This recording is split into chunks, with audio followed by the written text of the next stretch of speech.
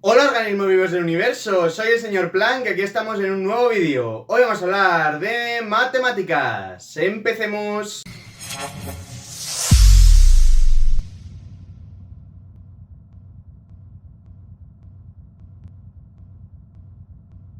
Y bien, mucho tiempo ya sin hacer cursos en el canal, no sabíais las ganas que tenía de volver aquí porque esta es la plataforma en la que produzco contenido, mi plataforma en la que produzco contenido favorita, ¿no?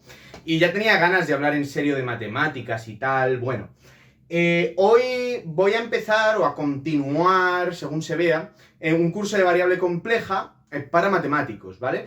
¿Dónde voy a empezar? Decís, bueno, un curso de variable compleja bueno, ¿no? Tiene que... hay gente que le dedica 3 horas o por ahí a la topología de C. Me lo voy a saltar y ahora os voy a explicar las razones. Tenéis un vídeo de introducción a los números complejos por aquí, lo podéis buscar en mi canal, introducción a los números complejos, y os saldrá, ¿vale? Es un vídeo muy completito y yo creo que sirve bastante bien para coger una cierta soltura con los números complejos, que vamos a necesitar, por supuesto, en esta asignatura que es de números complejos, ¿vale? Entonces, ¿dónde voy a empezar? Bueno, pues vamos a empezar en holomorfía, ¿vale? Vamos a hablar de funciones holomorfas y en este vídeo voy a tratar de resumir las cuestiones más importantes sobre holomorfía. Seguramente no hablemos de aplicaciones conformes, eso lo dejemos para otro vídeo, ¿vale? Y por supuesto, las curiosidades matemáticas, así un poco que serán más a modo de curiosidad en este curso, como puede ser la esfera de Riemann, o como pueden ser las transformaciones de Moebius. Bueno, pues no van a ser mi prioridad de momento. Entonces, de momento voy a centrarme en lo que es el análisis de variable compleja en sí, ¿vale? Y luego esas cosas, pues las comentaré en vídeos aparte o incluso haré TikToks, ¿vale? Tampoco me voy a centrar demasiado en la representación de funciones de variable compleja porque creo que hay 100.000 vídeos más ilustrativos de los que yo puedo hacer en internet. Y, bueno, si acaso, de nuevo, haré algún TikTok representando alguna.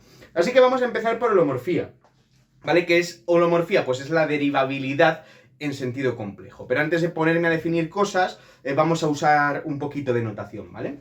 Si bien en variable real no usábamos la x para referirnos a la variable independiente, ¿no? Y la y a la dependiente, de manera que una función, típicamente en el eje de las y's, representamos la variable dependiente, y decimos que y es función de x, lo indicamos así, igual a f de x o incluso y de x, ¿vale? Ahora las letras x e y van a ser números reales. ¿De qué manera? Bueno, los números de entrada, es decir, la variable independiente compleja, la vamos a denotar típicamente con la letra z, ¿vale? De nuevo, podéis usar la letra que os dé la gana, pero esto es lo que abunda en la gran mayoría de literatura de variable compleja, ¿no? Entonces, z es un número complejo ahora, no es un número real, con lo cual z va a tener una parte real y una parte imaginaria, y esas partes reales e imaginarias ahora las vamos a denotar por las letras x e y, ¿vale? X más y por y. Este es el número complejo z. Ahora, las funciones de z, las f de z, las variables dependientes complejas, las vamos a denotar con la letra w típicamente. Y a sus partes reales e imaginarias las vamos a denotar como u y v, ¿vale? Entonces, repasemos. La entrada es un número complejo, un número que está en el plano complejo, el número x más y por y, que denotamos típicamente por z, ¿vale? Este es el plano complejo, y este punto lo transforma en otro, por ejemplo este del plano complejo también, u más y por v, que vamos a denotar por w, ¿vale? Entonces, w es función de z, ¿sí? Pero también lo podemos ver como función, por tanto, de x más y por y. X e y son números reales, ¿no? Pero combinados de esta manera son un número complejo. Entonces también es posible verlo como una función real de dos variables, bueno, de entrada, w que depende de x y de y, ¿vale? Y sería una función de R2 en R2 o de C en C, que es lo mismo, cambia muy pocas cosas, ¿no? Y en particular esto lo podemos ver, ¿no? El vector, bueno, el número complejo u más i por v, sabéis que C es isomorfo a R2, ¿no? Entonces, este número complejo va a ser isomorfo al vector uv, ¿no? Y estas u y estas v a su vez son funciones que dependen de x y de y, ¿vale? De x y de y. Esto de nuevo es notación, ¿vale? No vamos a... ¿sí? Entonces, sabéis que hay un isomorfismo entre R2 y C, R2 es isomorfo a C, ¿verdad? Y en particular, cualquier número complejo de la forma a más i por b Bueno, pues lo podemos pasar en cualquiera de los dos sentidos al vector de R2 a B, ¿vale? Entonces es lo mismo, lo único que cambia son las operaciones. Aquí hemos definido un producto complejo, ya lo expliqué en el otro vídeo. Vale, abiertos. Los abiertos van a ser fundamentales, van a estar por todas partes en variable compleja y ahora matizaré o motivaré el porqué. ¿Cuáles son los abiertos de C? Bueno, C es isomorfo a R2 como espacio vectorial, ¿vale? Como espacio vectorial euclidio. Bueno, euclidio no, aquí hay otro producto escalar, pero da igual. Entonces, los abiertos de C, con la topología usual, por supuesto, pues no estamos en un nivel tan avanzado, son lo mismo que los abiertos de R2, ¿vale? Es decir, son los conjuntos que no contienen a su frontera, dicho pronto y mal. Pero se supone que a estas alturas deberíais ya saber un poquito de topología de Rn, ¿no? La básica que se da en cálculo diferencial. Pero no os preocupéis, estos son solamente condiciones técnicas, ¿vale? Entonces, los abiertos de C son los abiertos de R2. Las bolas en C son, son las bolas de R2. ¿Vale? ¿Y cuál es la métrica? Tenéis también un vídeo explicando métricas, espacios métricos, etcétera, normas y todo el rollo, ¿vale? Bueno, pues la norma en C, ¿vale? La norma de un número complejo es el módulo, ¿vale? La función módulo, que también la expliqué en el otro vídeo, ¿no? Y que denotamos así, ¿no? Como con las rayas de valor absoluto, quiere decir el módulo de z. Y si z tiene esta forma, el módulo, por definición, es esta función, ¿no? Es decir, el módulo es una función que coge un número complejo y me devuelve un número real. El módulo es un número real. Luego es una función de C en R, ¿vale? Y, por otro lado, tenemos el argumento, ¿no? El argumento de Z, ya sabéis que es la arcotangente de la parte imaginaria entre la parte real. Fácil, ¿no? Sí. Bueno, pues con esta notación y las nociones de lo que es un abierto, ¿vale? Un abierto con la norma en C, la norma en C es el módulo, ¿vale? Entonces la distancia en C, ¿no? La distancia entre dos puntos del plano complejo, Z1 y Z2, ¿cuál es? Pues es la norma de la diferencia. Y la norma aquí es el módulo, ¿no? O sea, da igual el orden porque es simétrica, ¿no? Es el módulo del número Z1 menos Z2, ¿no? Y, por supuesto, que ya hemos dicho, ¿no? Entonces, ¿qué es la bola de centro Z y radio epsilon? Bueno, pues es el conjunto de los números complejos W, tales que están a distancia de Z una cantidad menor que epsilon. Esta es la bola abierta, ¿no? Y la bola cerrada, que es la adherencia de esto, iría con un menor o igual. Fácil. Bueno, y ahora sí me voy a meter en el meollo del asunto. Podéis saltaros esta introducción, ¿vale? ¿Y cuál es el meollo del asunto? Pues la holomorfía, es decir, la derivabilidad en un sentido complejo, ¿vale? Permitidme beber agua, que es que hace un calor aquí horroroso. No puedo poner el ventilador porque hace mucho ruido y me paraliza. Entonces, ¿qué significa, ¿no? ¿Por qué la holomorfía la vamos a definir solo en abiertos? Bueno, la derivabilidad implica continuidad en sentido real y en sentido complejo veremos que también. Entonces, la continuidad, ¿verdad? Bueno, puede darse en la frontera, ¿no? Pero necesitamos, es una condición necesaria. Entonces, no sabemos lo que pasa de frontera para afuera. Como no sabemos lo que pasa de frontera para afuera, siempre se define la derivabilidad y las cuestiones de derivabilidad en abiertos, ¿vale? Es decir, en conjuntos que no incluyen a su frontera, ¿vale? Entonces, vamos a definir ya lo que es una función holomorfa. Entonces, definición. Sea omega es la mayúscula, es la letra típica que usaremos para los abiertos de C, ¿vale? Omega un subconjunto de C, omega un abierto de C, ¿sí? Y sea f una función de omega en C, ¿vale? Una función que toma valores en un abierto y me devuelve números complejos, ¿no?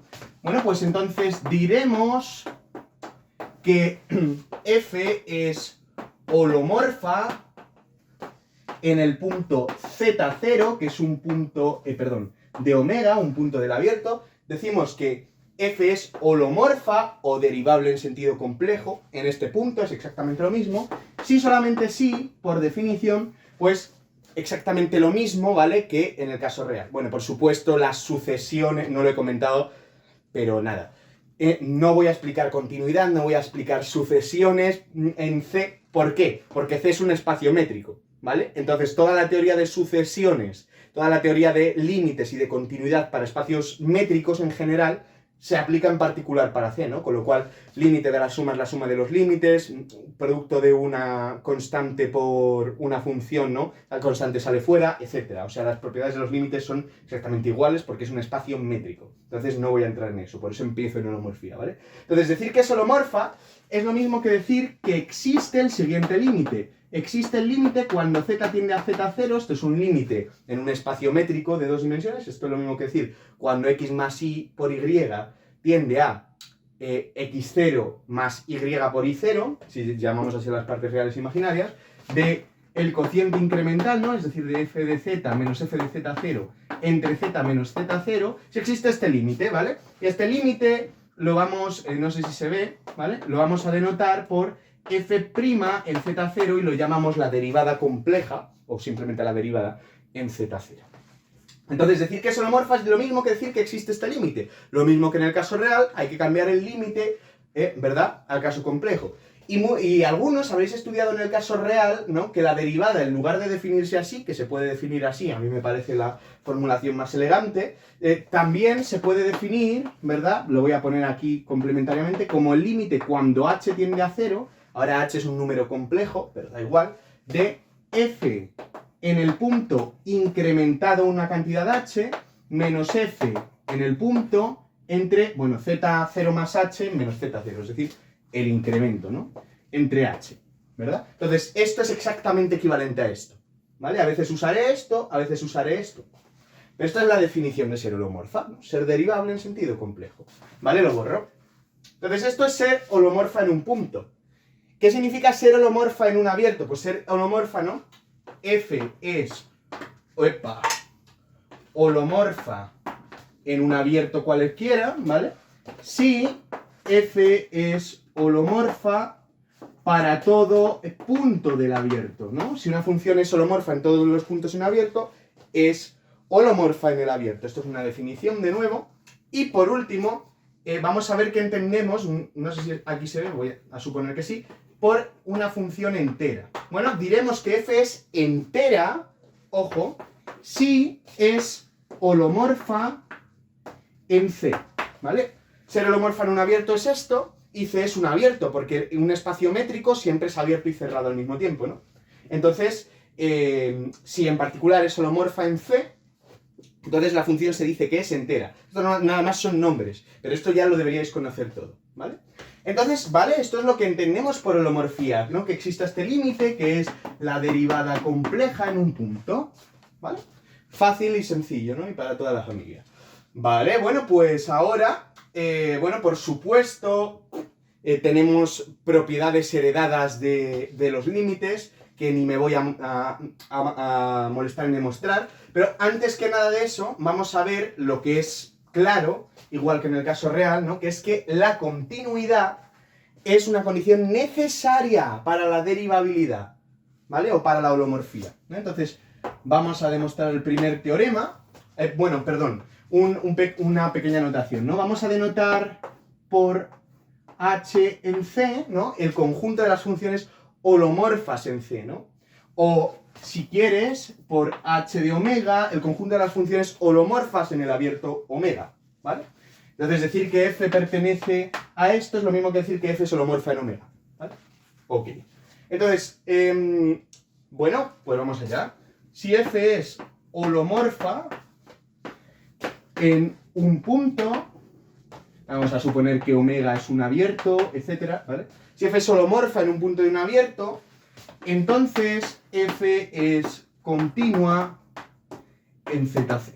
Bueno, decir que es continua, como ya sabemos de los espacios métricos y todo, ¿no? ¿Cuándo una función real es continua? Bueno, es continua cuando está definida en ese punto, existe el límite cuando x tiende a ese punto y coincide la función en ese punto con el límite, ¿no? Es decir, voy a beber un traguito de agua, que decir que f es continua en Z0, en cualquier espacio métrico, esto equivale, si solo si, ¿verdad? Existe el límite cuando z tiende a Z0 de f de z y coincide con el valor de la función, ¿verdad?, en ese punto. Entonces, probar que holomorfía implica esto equivale a probar que holomorfía implica esto, porque esto y esto son la misma cosa. Entonces vamos a probar que el límite cuando f de z tiende, cuando z tiende a z0 de f de z es exactamente f de 0, ¿no? ¿Qué tenemos? Tenemos que f es holomorfa en z0, ¿no? Es decir, lo que tenemos es que existe el límite que hemos puesto antes, ¿no? En particular, ¿no? Es decir, tenemos que existe el límite cuando z tiende a z0 de f de z menos f de z0 entre z menos z0 y este límite lo hemos llamado f' de z0. ¿Vale? Tenemos ya que existe este límite. Y ahora lo que queremos probar, lo pongo aquí, es que existe este otro límite. ¿Vale? Ahora, ¿qué quiere decir que exista un límite? El límite de una cosa. Bueno, quiere decir que para todo epsilon mayor que 0, para toda distancia, existe una distancia que depende de este epsilon, de manera que si z está en la bola de centro z0 y radio delta, esto es exactamente lo mismo, ¿no? Que decir que z menos z0 es menor que delta, el módulo, ¿vale? Porque lo voy a abreviar así, esto quiere decir que la distancia de z a z0 es menor que delta. Voy a usar esta notación porque me resulta más cómoda. Entonces para todo epsilon mayor que 0 existe un delta tal que si z está en esta bola, entonces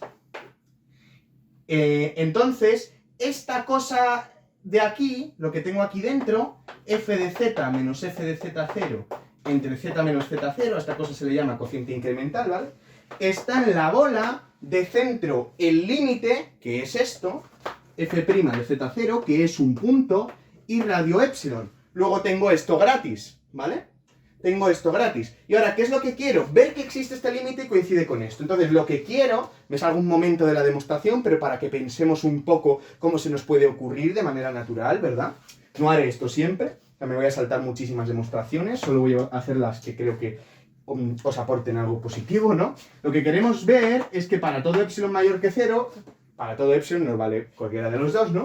Existe un delta, pero este delta no tiene por qué coincidir con este, entonces vamos a poner un delta prima mayor que 0, tal que si z está en la bola de centro z0 y radio delta, o lo que es lo mismo, ¿no? Si z menos z0 es menor que delta, sí, esto es lo mismo, entonces voy a cambiar ahora de notación, simplemente para que os familiaricéis con cambiarlas, ¿vale? El módulo de f de z, o la distancia de f de z a f de z0 es menor que epsilon. Entonces esto es lo que queremos. Como esto es lo que queremos, que esto sea menor que epsilon, si cojamos el epsilon que cojamos, entonces vamos a partir de aquí y vamos a intentar acotarlo mediante desigualdades, ¿verdad? Para, utilizando esto, ¿no? Entonces, es claro que tenemos que aplicar la condición, la hipótesis que tenemos, ¿no? Entonces, este delta prima tiene que ser necesariamente menor o igual que este delta. ¿Por qué? Porque si no lo fuera, entonces z no estaría en esta bola, entonces esta acotación de aquí no la tendríamos y es la que tenemos que usar, ¿vale?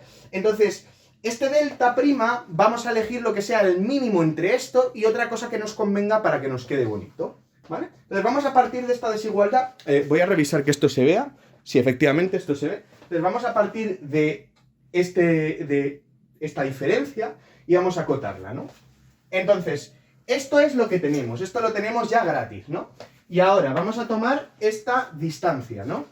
Entonces ahora consideramos esta distancia, ¿sí?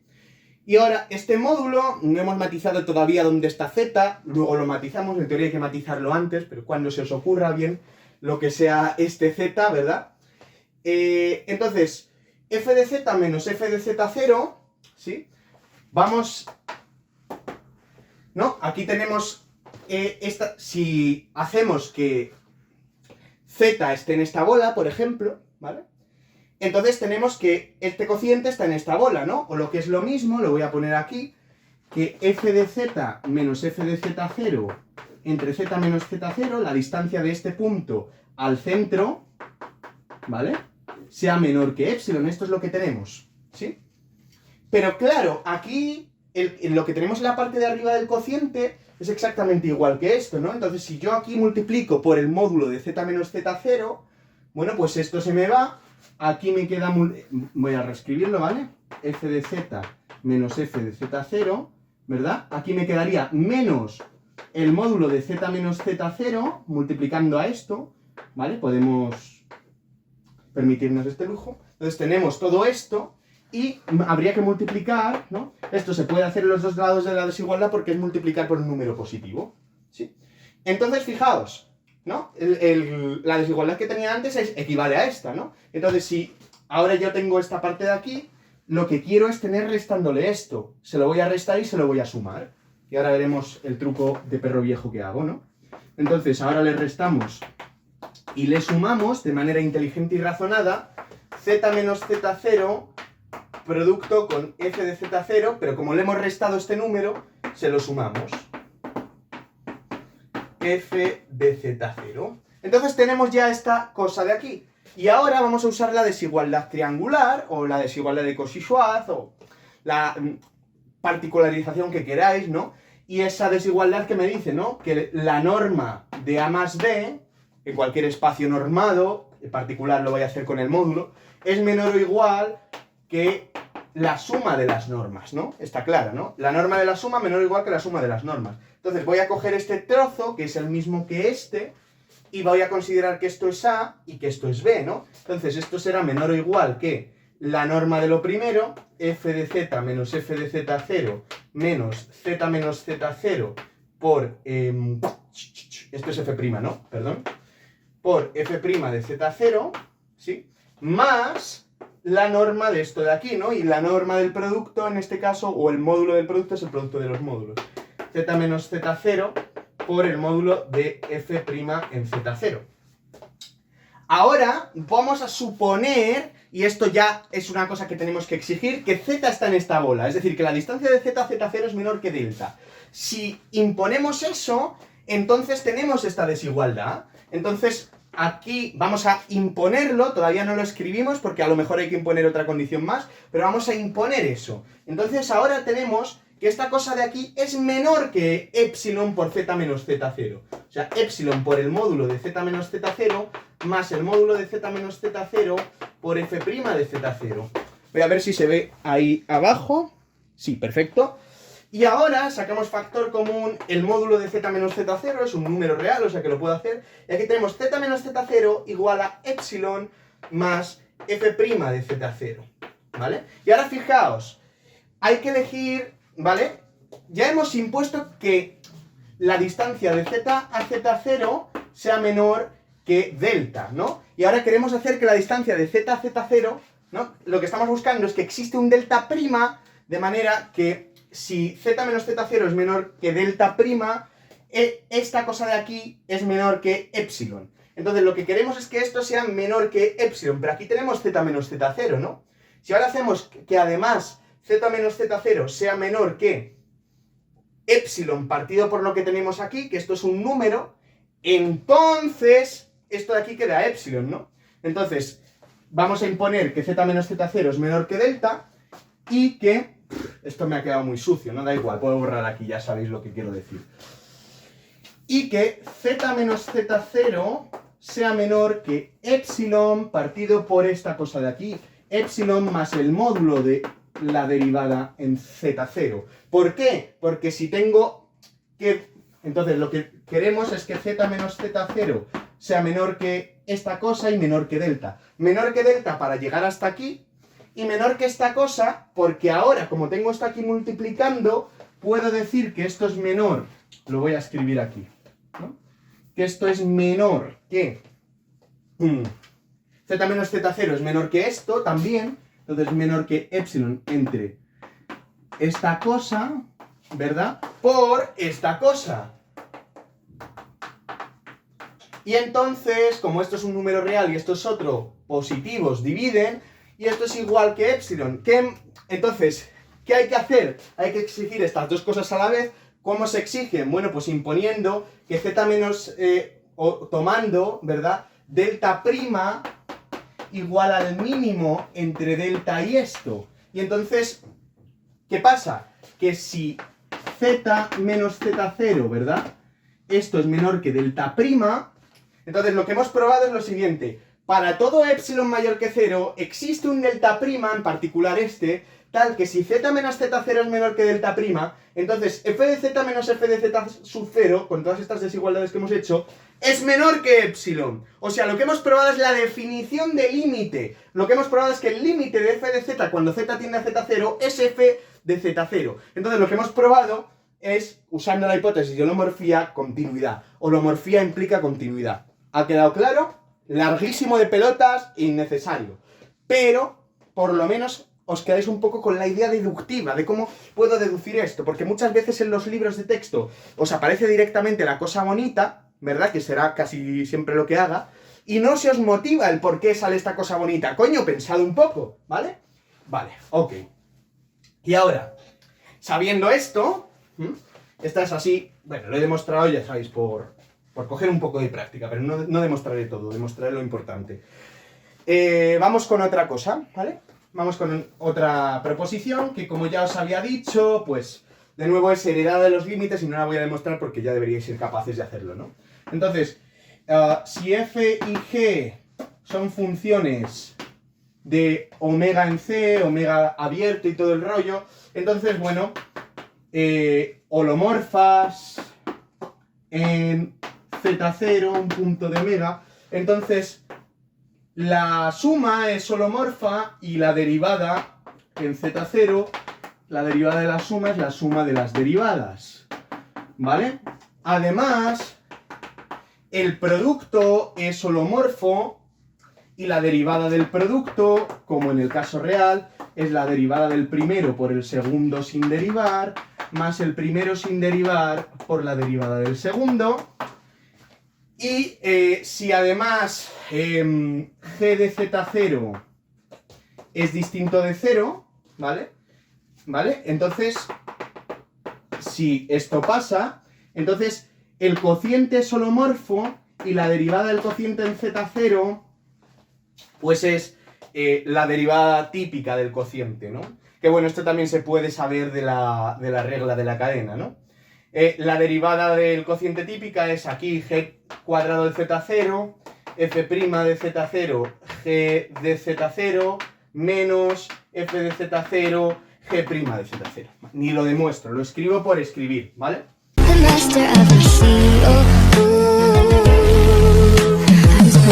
From a young age, taking my soul into the masses, writing my poems for the few that looked at me, took to